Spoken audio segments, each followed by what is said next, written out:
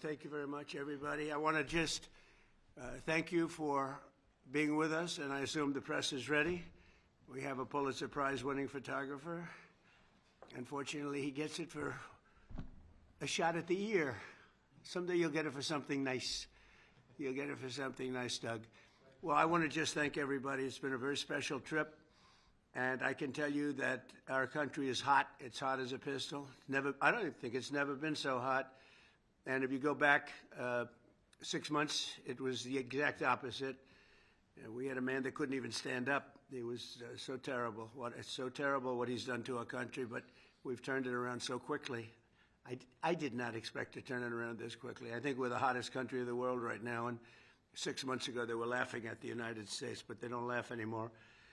This has been an amazing trip, and as you know, I'm going to UAE in a little while. We're going to first watch an air show that will be spectacular from our friend, the Emir. He's done a great job,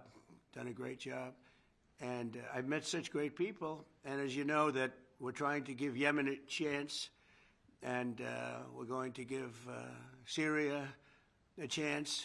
With Yemen, they have a tremendous Houthi problem. I believe that's a problem for them. You know, you never really know. It's a tricky part of the world, but we were asked to stop firing at the Houthis, and that's something that they've never asked because they're tough and they're good fighters and all, but they're not going to be blowing ships out of the water anymore, so that's what we wanted.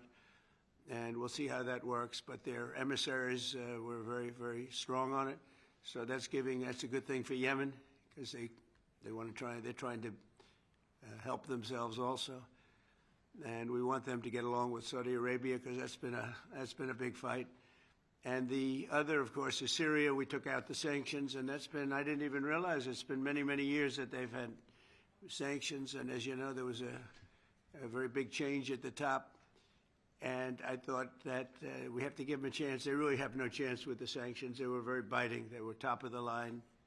Nobody could even deal with them. You couldn't make a phone call to Syria. So we did that, and I met the new leader of the country, and he's got a strong past. I'll be very nice. He's got a strong past, but I liked him a lot. I think he'll be a great representative, and we'll see. You're going to have a strong past to put that one around. You cannot be a weak person. If you're a weak person, we would just be wasting time. So he's a strong guy, and I thought he was good, and let's see what happens. But we're going to give him a fighting chance by taking off the sanctions. So we've actually been praised for that. The Crown Prince of Saudi Arabia was very strong. Please do that. He wanted it done. President of Turkey wanted it done. President Erdogan called me, said, is there any way you could do that? Because if you don't do that, they don't have a chance. And so I did it, and it's actually been very popular. The Emir liked it a lot. It's been very, very popular. So let's see what happens, but it's my honor to have done it. And with that, we're surrounded by some of the greatest business people in the world. We just had a tremendous order of Boeing. This is Boeing, and this is General Electric. And General Electric, I hear, makes the best large airplane engine in the world by not even a contest. Maybe I'll have to change my engines one day on my plane because they're not General Electric. But, it's one of those things. But I hear you make the best engines in the world, Larry. Larry's somehow his people at General Electric. First of all, it's one of the greatest turnarounds that you'll ever see in a company because when you took it over, it was, I want to be respectful, General Electric was in trouble, to put it, I would say, right? To put it mildly. And now it's a hot company doing great, and it's, I would imagine the hottest thing is what's happened with the engine division because this engine is incredible. Would you like to say a couple of words, Larry, about that? Because he watches, when he sees Boeing, he's very excited because he supplies, I guess, for the most part, the engines. Would you like to say something? Sure. Well, Mr. President, thank you, and it's an honor to be here. We're thrilled about the commitment that Qatar Airways has made to both Boeing and GE Aerospace with the largest wide-body order, really, in our company's history. Over 400 engines, both our GE NX, which powers the 787, the fastest-selling high-thrust engine, in history, and our new 9X will power the 777X, which will be the largest commercial engine in the world. Will that be the same engine other than size, or is it different? It's a step forward and a generation forward as well. So even beyond? Yes. The large one? Very much so. That's great.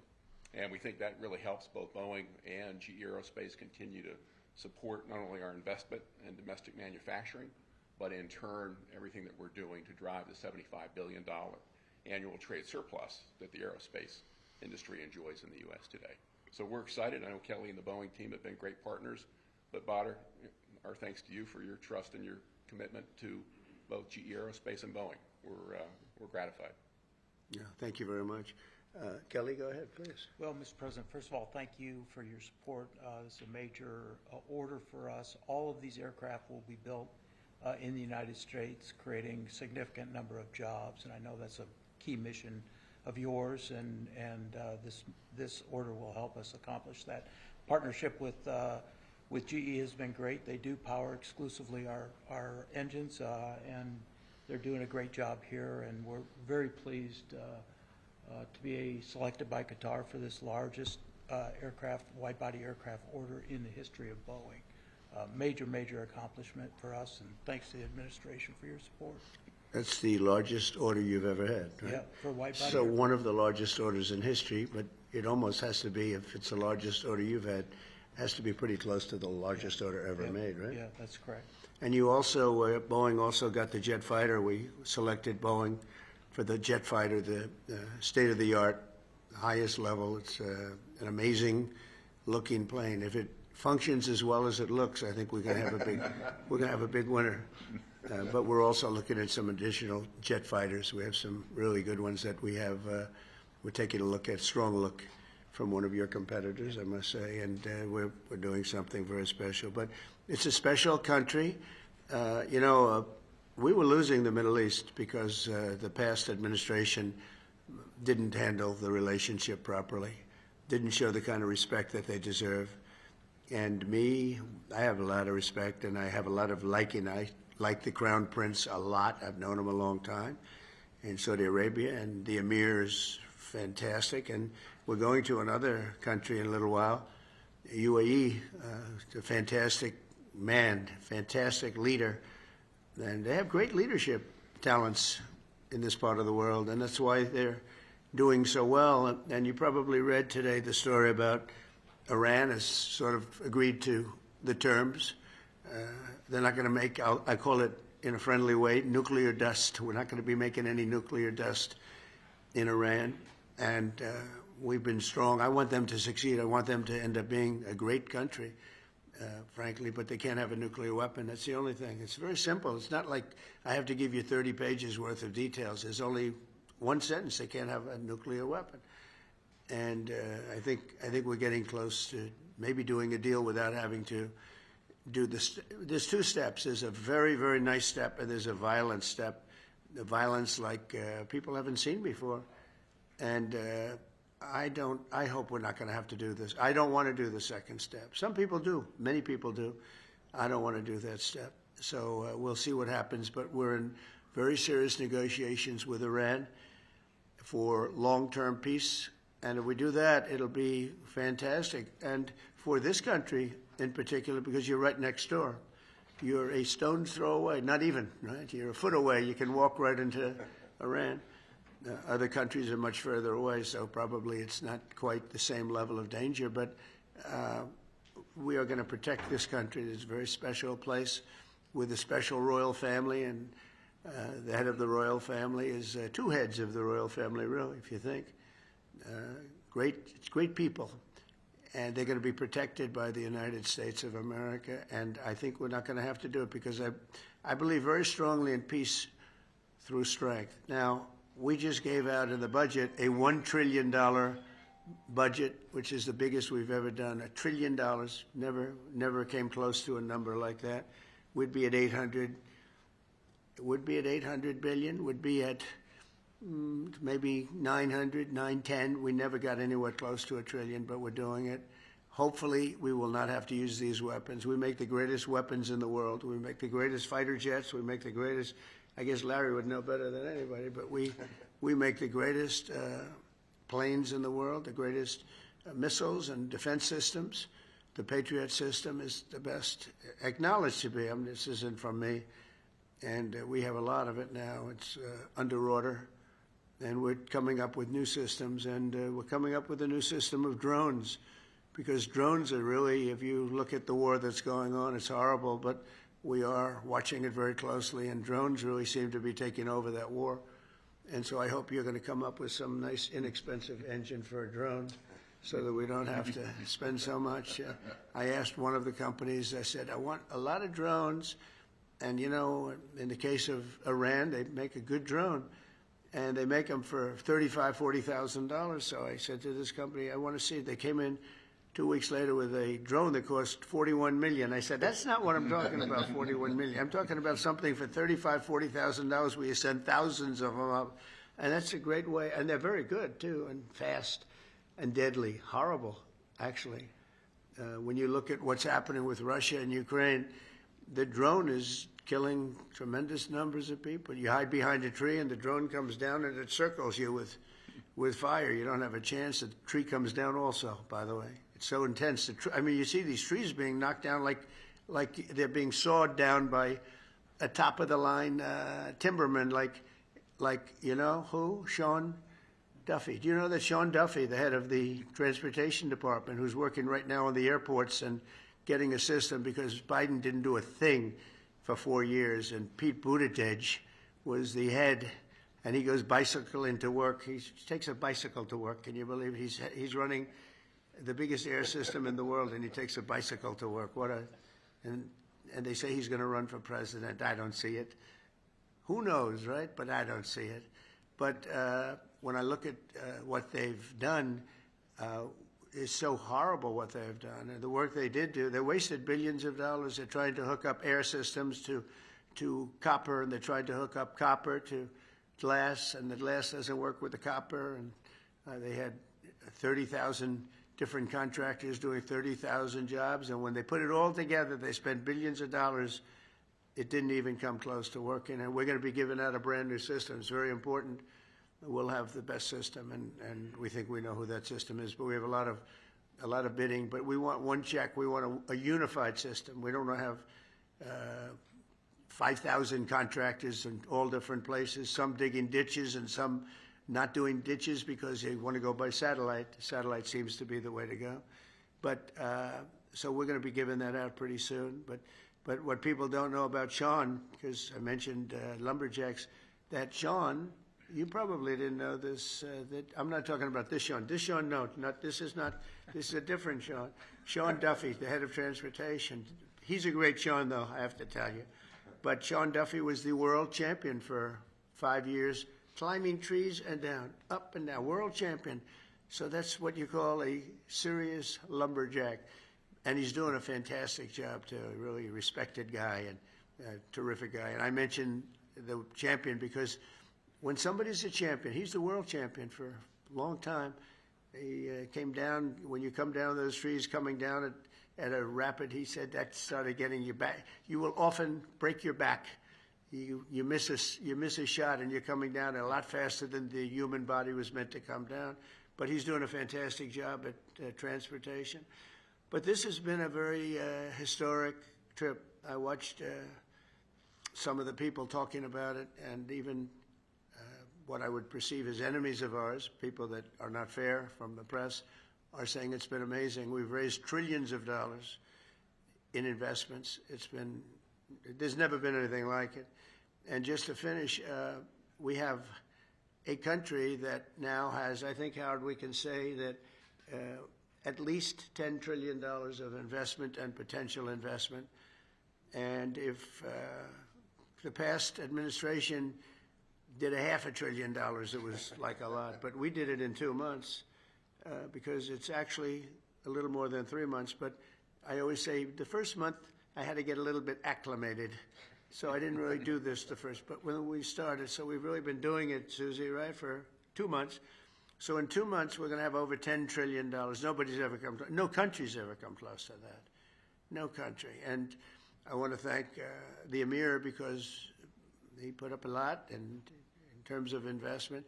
it could amount to 2 million, 3 million, maybe even 4 million jobs in the United States. And more importantly, it's really important stuff. It's tremendous refining capabilities. It's capabilities for very high end. AI is a big subject, and it's a big subject over here too. I always say, what are you investing in? It seems one thing everybody seems to have in common is AI. So I don't know if that's a good thing or bad. Maybe you shouldn't do it because too many people are doing it, or maybe you should follow the crowd, fellas. Okay, so you're going to figure it out. We have a man who's here who has been unbelievable, Scott Bessent, who's our Secretary of the Treasury, and who's so respected. When he speaks on television, it's like everyone just says, "Oh, okay." I had somebody the other day said, "Well, Scott Bessent said." I said, "Well, that's pretty good, Scott." You know, so I'm a believer. I'm a believer. But when he speaks, the markets really listen.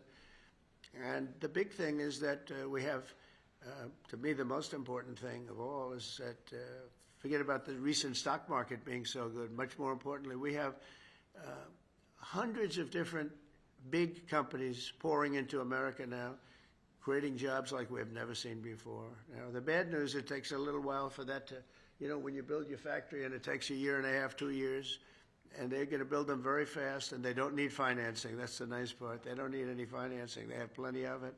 But they're building factories at levels we've never seen anything like it. And these are, you know, 10 billion, 12 billion, 50 billion. I said, how do you spend 50 billion on a factory? We have the chip companies coming in from Taiwan. We have Jensen, as you know, coming in with 600 billion. We have actually the biggest company of them all. You know all about it. Coming in. That was a big, Mr. Wei. I said, Mr. Wei, you're a smart man, aren't you? I never met him. And I said, because I understand you control 99% of the chips. Oh, yes, I do. I said, that's pretty good. I said, is there any way of breaking that grip? They said it would take you many years. So I said, you know what? If you can't beat him, you join him. But he's going to be building the biggest factory anywhere in the world in Arizona and spending over $200 billion. And we have Apple, as you know, is coming in. And I had a little problem with Tim Cook yesterday. I said to him, Tim, you're my friend. I've treated you very good. You're coming in with $500 billion, but now I hear you're building all over India. I don't want you building in India. You can build in India if you want to take care of India, because India is the highest, one of the highest tariff nations in the world. It's very hard to sell into India. And they've offered us a deal where basically they're willing to literally charge us no tariff. So we go from the highest tariff. You couldn't do business in India. We're not even a top 30 in India because the tariff is so high, to a point where they have actually told us, I assume you too, Scott, you were working on that also, that there will be no tariff, right? Would you say that's a difference?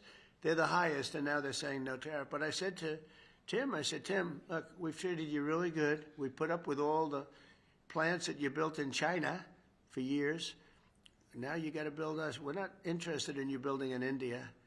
India can take care of themselves. They're doing very well. We want you to build here, and they're going to be upping their production in the United States. Apple. So Apple's already in for $500 billion, but they're going to be upping their production. So it'll be great. So I really think we've gone from a laughing stock 6 months ago to the hottest country anywhere in the world. And that's not just in business, that's in everything else, and it's psychologically hot too. And I just want to thank everybody for being here. I want to thank the media. The media, I have to say, has been very fair. They've been very fair. They've been terrific, actually. I was watching some of our, normally they would not say good things, but they're having a hard time saying bad because this is a record tour. There's never been a tour that will raise, it could be a total of $3.5, $4 trillion. This, just in this 4 or 5 days, and it's from great people. And our relationship now is very strong with Saudi Arabia. Nobody's going to be bothering that relationship. Nobody would be able to break that relationship because of my relationship with the Crown Prince and the family. The relationship is really strong, and when you talk about Qatar, the relationship is equal. I mean, it's just like nobody's going to break that relationship. We have never had a relationship with Qatar as strong as it is now. You know that better than anybody, and they're very happy. And we're going to protect you. We're going to protect you. That's the one thing you need, maybe, but I don't think you're going to need too much of that. And I said last night, it was a great meeting, great everything. They brought in Lee Greenwood to sing. It was a beautiful evening, and I appreciate it. But I said last night that Iran is very lucky to have the emir because he's actually fighting for them. He doesn't want us to do a vicious blow to Iran. He says, you can make a deal, you can make a deal. He's really fighting, and I really mean this. I think that Iran should say a big thank you to the emir, because the emir is fighting very much that we don't. And there are many people that want me to go the other route. They say, just knock it out, because nobody can beat us. No, we have the strongest military in the world by far. Not China, not Russia, not anybody.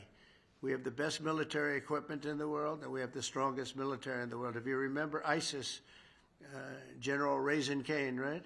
We knocked it out in 3 weeks. Remember they said it would take 4 years to knock out ISIS? We did it in 3 weeks. That's because you had the right leader. With a stupid person, you'll do it in 4 or 5 years. You won't even do it. You'll fight for 4 years and then you'll leave. Like we always do. You fight. We had a president that blew up half the Middle East and then he left. That was it. It was like spent $10 trillion on blowing up the Middle East and then he left. Just said, let's leave now.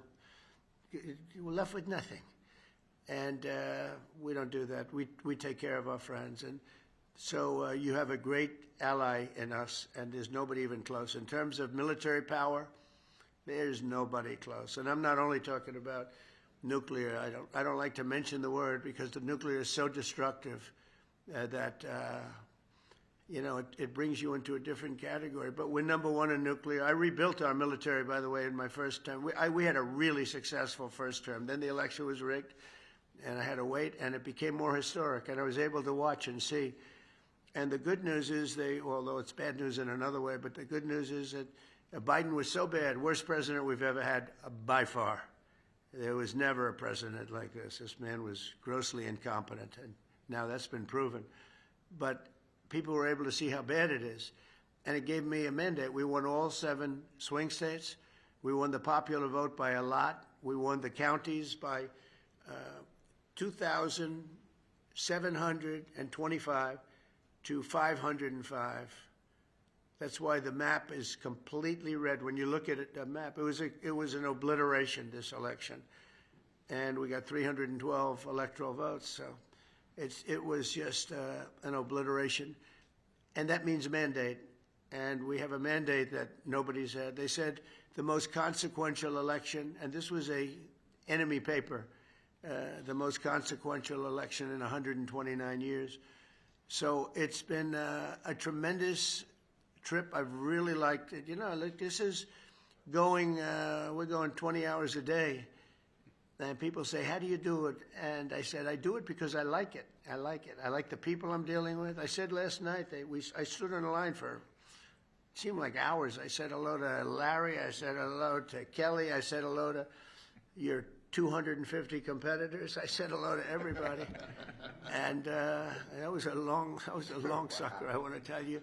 They say, how do you do it? I said, I do it because I like the man standing on my left. And I said it 2 nights before about the Crown Prince, but last night I had the Emir, and he's fantastic. And I said, it's really not hard. When you like the people, and when you are doing something, we have a term, MAGA, Make America Great Again, very simple term. And I remember Biden saying, we will not let MAGA take over this country. I said, no, you stupid person. It says, Make America Great Again. It's okay if it takes over the country. It's called Make America Great Again. And that's where we are right now. It's America. We'll put America first. But because we're putting it first, we're doing so well, there's going to be plenty left over to help the world. And we can help the world psychologically. So we think we're going to do well with Russia, Ukraine. 5,000 soldiers are being killed every single week on average. 5,000. And they're not from here, and they're not from the USA. They're from Ukraine and Russia. So some people would say, why are you bothering? Because these are 5,000 young people. Well, they're getting older because they've gone through so many that they are actually getting older. but these are 5,000 people that leave their home, wave goodbye to their parents. Their parents are so proud of them, their sisters, their brothers, and that's the last they ever see them. They're wiped out. And if you would see the satellite pictures, I get satellite pictures of that battlefield, and I want to tell you, I've never seen anything like that. I wish I never saw it. You have heads and arms and legs strewn all over the field, and you just take a look at that, and, you know, when you think 5,000 a week on average, and that's actually a low number. So we're going to see if we can end that. I was thinking about going, but it's very tough because of what we're doing today and tomorrow. But, you know, if something happened, I'd go on Friday if it was appropriate. But we have people right now negotiating, and I think that I just hope that Russia and Ukraine are able to do something, because it has to stop. Not only the money, we spent $350 billion there, just handed. Nobody even knows where the money, they just send them a check. There's no accounting, there's no one, just give him money. Every time he came, I have to hand it to him. I think he's the greatest salesman maybe in history. Every time he came to the United States, he'd walk away with $100 billion, you know. That's a good salesman, right? Even by your standards. This is a big standard right here. But that's a pretty good set. No, he'd walk in, leave with $100 billion. Last time he didn't do as well. He only got $60 billion. And it was so easy. It was like taking candy from a baby. That was the last administration. This administration has been a little bit tougher. But would like to see it end, and I think we're going to have a chance at doing it. And would like to see if we could solve the Iran problem in an intelligent way as opposed to a brutal way. There's only two, intelligent and brutal. Those are the two alternatives. So I want to thank everybody for being here very much, and we're going to take some questions, and perhaps now we'll ask the press to leave, and we're going to see you at the airfield. We're going to have a display of American equipment, okay? Yeah. Jennifer, go ahead.